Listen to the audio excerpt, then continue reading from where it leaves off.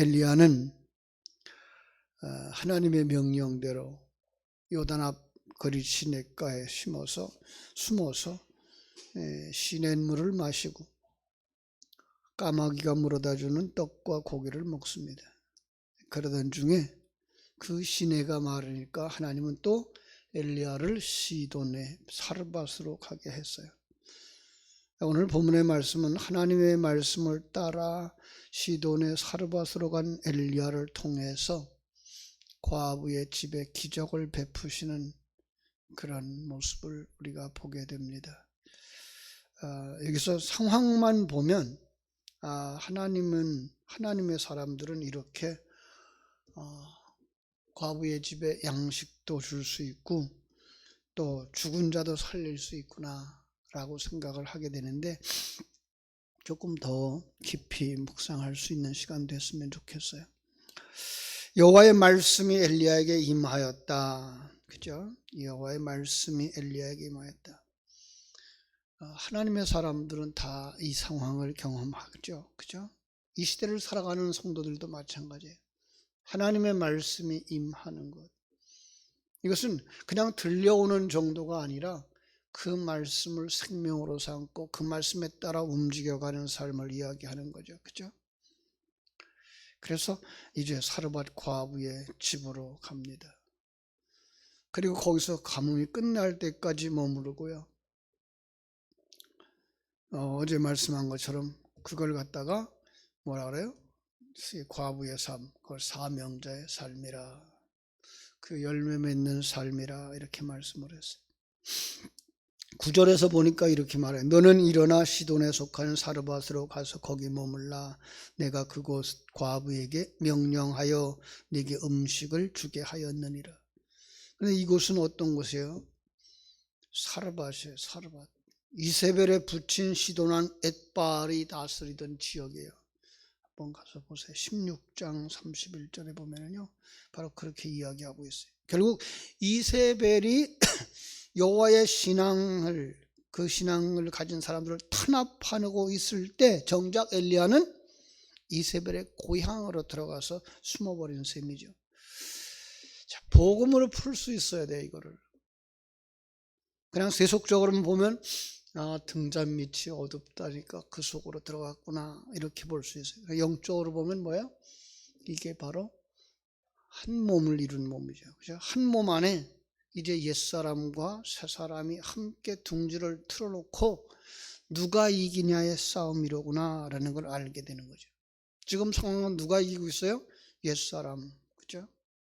그래서 참 그 이세벨이 아합이 이기고 있는 이런 상황인 거죠. 새사람이 약해져 있어요. 왜 그래요? 양식이 다 떨어졌어요. 그죠? 자, 많은 사람들이 복음을 깨달았다고 하지만은 아직도 율법에 얽매이는 사람들이 있고요. 그런가 하면 율법을 폐지하자는 사람들도 있어요. 이 율법 폐기론자들이죠. 그렇지 않아요.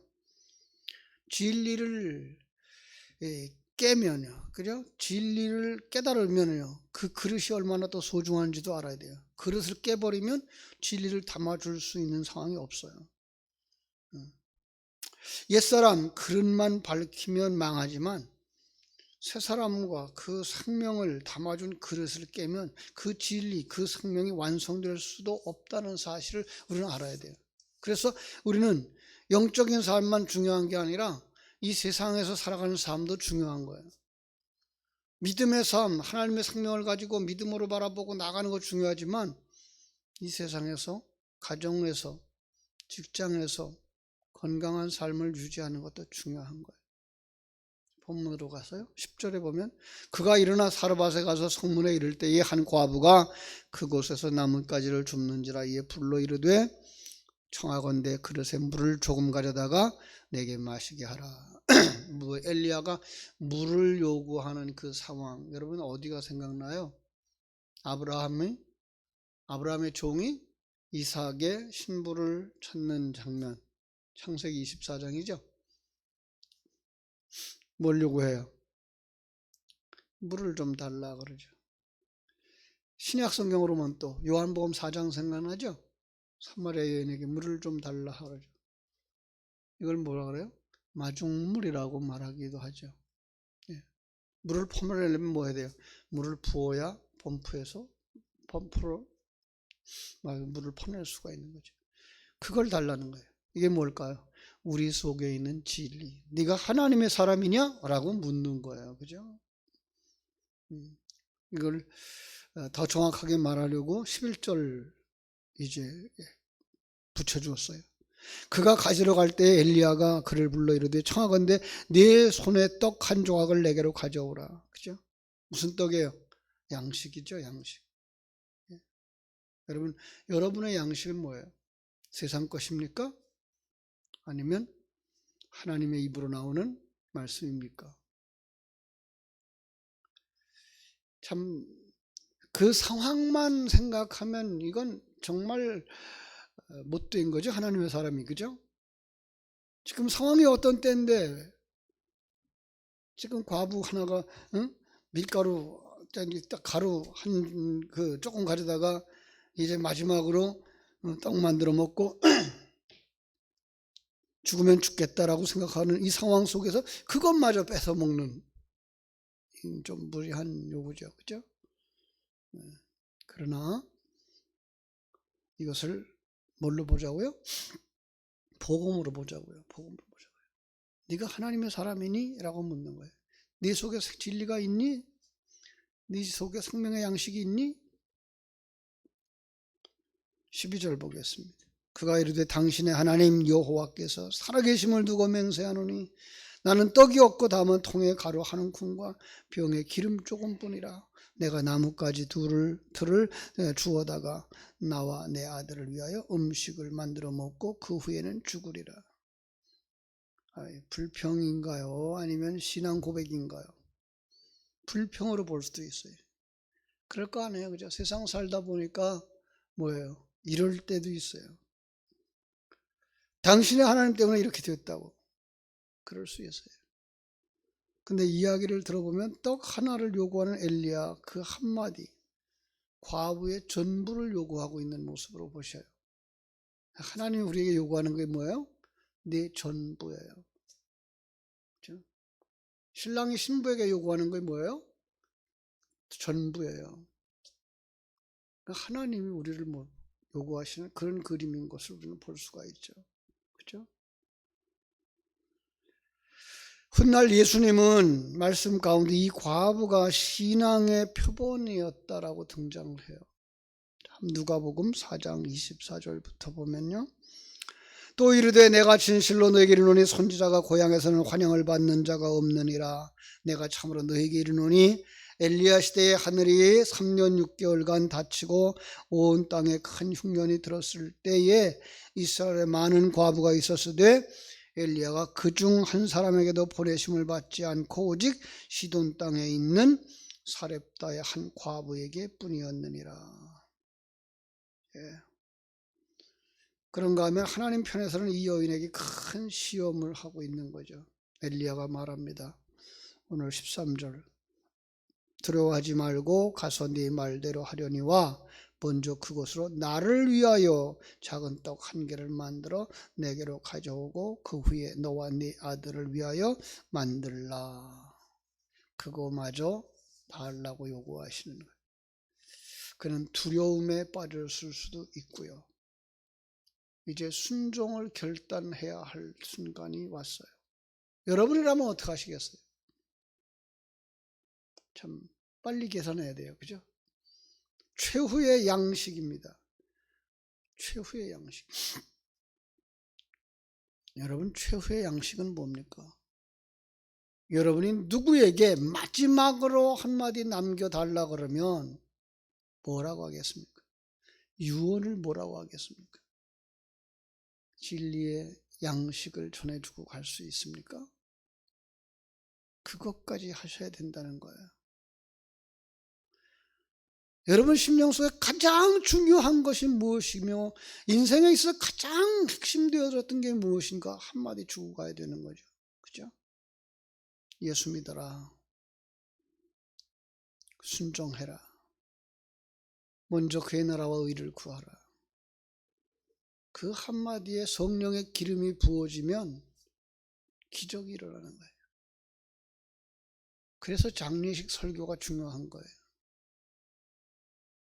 인생이 무엇인지, 어디로 가고 있는 것인지, 그리고 자녀들에게 무엇을 남기고 갈 수 있는 것인지 하나님의 언약이 주어집니다. 14절 이스라엘 하나님 여호와의 말씀이 나 여호와가 비를 지면에 내리는 날까지 그 통에 가루가 떨어지지 아니하고 그 병에 기름이 없어지지 아니하리라. 결단할 수 있는 실마리가 뭐예요? 하나님의 말씀, 하나님의 약속, 언약이에요. 이 여인은 그 말씀을 믿고 순종합니다. 그가 가서 엘리야의 말대로 하였더니 그와 엘리야와 그의 식구가 여러 날 먹었으나 여호와께서 엘리야를 통하여 하신 말씀같이 통에 가루가 떨어지지 아니하고 병의 기름이 없어지지 아니하니라. 신약 성경으로 보면 어떤 기적이에요? 오병이어의 기적인 거죠. 나누어 주고 또 나누어 줘도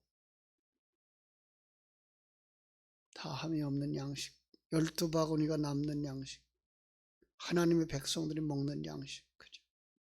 하나님의 아들들이 먹는 양식. 그 일 후에 17절로 24절까지를 보면은요, 또 그림이 하나 그려집니다. 여인의 아들이 병들어 숨이 끊어졌습니다. 과부와 죽은 아들, 그것도 뭘로 보자? 한 사람으로 보자, 그죠? 내 모습으로 보자. 과부, 남편 잃어버린 사람. 남편 누구예요? 신랑 예수. 그죠? 그 생명은 어떻게 되는 거예요? 죽는 거예요.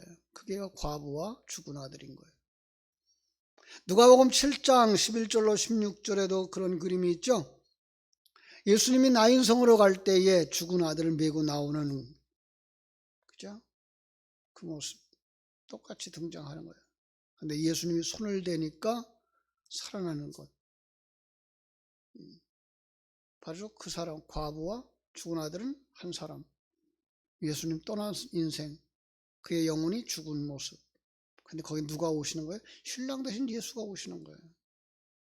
그 신랑 대신 예수가 오니까 과부도 아니고 죽은 자가 살아나는 거예요. 그게 뭐예요? 내 모습. 여러분, 당장 아들이 죽자 엘리야에게 내가 당신에게 섭섭하게 한 일이 뭐 있어요? 라고 항변을 하죠. 복음으로 풀어보면 뭐예요? 엘리야가 오고 말씀이 오고 빛이 임하니까 뭐가요? 자신이 죽은 자인 것이 폭로되어지는 거예요. 그래서 내 죄를 생각나게 하셨다고 말하는 거예요. 그는 아들의 죽음, 자신 속에 있는 새 생명이 없음을 자신의 죄에 대한 결과로 인식했고, 그죠? 그는 하나님 앞에 나오는 모습인 거죠. 이렇게 보셔야 이 본문이 내게 주시는 말씀이 되어지고 내 이야기를 하고 있는 이야기가 되는 거예요. 그냥 어떤 과부, 그리고 그 집에 어떤 아들이 죽었대. 그러다가 예수님은 능력이 많으셔서 오셔서 살려주셨대로 가면 과부 아닌 사람하고는 상관없잖아요. 병든 아들이 없는 가정과는 상관이 없잖아요. 근데 그걸 지금 누구를 짚어서 얘기하고 있는 거예요? 내 모습. 그렇죠? 그래야만 모든 성경이 받아 읽어 그 성경을 읽는 내게 뭘 주시는 거예요? 생명의 복음을 주시는 거예요. 엘리야가 그의 아들을 안고 다락에 올라가 침상에 누입니다. 그리고 어떻게 합니까? 예수와 내가 하나 되어진 그림을 거기서 그려줍니다. 그 아이 위에 몸을 펴서 엎드리고, 그것은 말씀과 내가 하나 되어진 것이고요. 주님과 내가 하나 되어진 그런 그림인 거예요. 그죠? 여호와께 부르짖어 이르되 내 하나님 여호와여 원하건대 이 아이의 혼으로 그의 몸에 돌아오게 하옵소서. 몸을 3번 펴서 엎드렸다. 그 행위가 뭘 의미하죠? 하나됨. 그죠? 하나됨. 3이라는 숫자, 하늘의 수. 3이 하나님의 수. 3이 하나님과 내가 하나됨. 더 나아가서 엘리야의 기도가 뭐예요? 진리의 되새김. 그 진리의 되새김으로 말미암아 뭐예요? 그 아들이 살아나는 거예요. 그 아이 위에 몸을 3번 펴서 엎드리고 여호와께 부르짖어 이르되 내 하나님 여호와여 원하건대 이 아이의 혼으로 그의 몸에 돌아오게 하옵소서. 그리고서 이제 살아나서 아들을 돌려주는 그런 모습입니다. 사랑하는 여러분, 이 새벽이 바로 우리가 오늘 본문의 말씀을 다 경험하는 그런 축복의 자리가 됐으면 좋겠어요. 내 집에 누가 와요? 하나님의 사람 엘리야가. 나는 지금 피폐해져 있어요. 조금 남아있는 그 가루, 조금 남아있는 그 기름, 이것 가지고 세상을 이길 힘이 없어요. 이것 가지고 기근을 감당해낼 능력이 없어요. 그런데 하나님이 말씀하셔요. 이건 내놔봐. 내게 있는 것이 무엇이니? 보리떡 5개, 물고기 2마리입니다. 밀가루라고 밀이라는 말은 없지만 가루 조금 있고요. 기름 조금밖에 없어요. 이거 먹으면 이제는 우리가 죽을 것 같아요. 내놔봐. 주님 앞에 이 시간에 여러분 전부를 내어놓아 봤으면 좋겠어요. 아니, 내어놓으시길 바랍니다. 그러면 하나님께서 여러분의 삶 속에 여러분의 생명이 다하는 날까지 끊어지지 않는 생수를 주실 것이고 기름을 부어주실 것이고 생명 양식을 주실 것입니다. 그런 말미암아 하나님과 하나 되는 역사가 일어날 것이고 여러분의 살아나는 역사가 될 것이고 여러분이 거듭나고 천국을 소망하고 열망하는 하나님의 사람으로 정말 성숙하고 완성되어지게 될 것입니다.